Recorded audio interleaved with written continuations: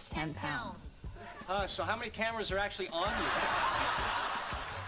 Obviously, the camera isn't making you heavier. So why does the camera sometimes make us look weird? There actually is some distortion going on when you take a picture of yourself. Usually the effect is minimal, but sometimes it gets pretty wild. And if you're looking, you can see it with a simple camera trick. There's no filter here. To take these pictures, we move the camera a little bit further away on each shot, while zooming in to keep the person's head the same size. When you flip through them one after another, it looks like you're stretching the person by pulling on their nose. You've seen this camera trick at work before, but maybe you haven't recognized it. In films, it's usually called a dolly zoom, or a Hitchcock zoom, named because Hitchcock pioneered it in the movie Vertigo. To create a dolly zoom, the camera zooms in at the same time as it moves away from the subject, all while keeping the subject the same size in the frame. By changing the focal length, or zooming, and moving the camera, you can add in more background or take it away, creating an unsettling effect. In movies, it's often used to show how characters are disoriented, or when characters are silently thinking, "Oh no, what's going on here?" To understand, we have to look at the way that our eyes take in light. A camera or your eye has a finite aperture, so there's an opening that rays of light from the object you're looking at, they go through that aperture, and there's an angular effect.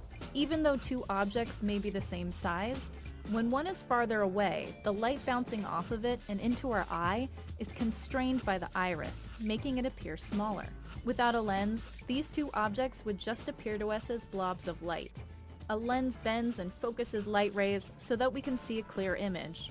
A camera works in essentially the same way as our eye, with a lens, an aperture, and a sensor. But adding a camera lens makes things a bit more complicated. The lens bends the rays in such a way that there's a little bit more exaggeration of some effects. Farther away objects can appear even smaller than they normally would have, and closer in objects can appear even bigger than they normally would have. In order to achieve a dolly zoom, we have to change the focal length of the lens while moving the camera. Changing the focal length of the lens exaggerates the stretching or squashing of an object beyond the effect of the aperture. This kind of distortion could be one reason why we look okay in the mirror, but struggle to take a good selfie. People tend to look more natural at a focal length of around 40 to 50 millimeters, one that most approximates what we see with our eyes. The focal length of your cell phone camera is roughly equivalent to a 28 to 30 millimeter lens. The lenses in iPhones are very short focal length, and people's arms are only several feet long.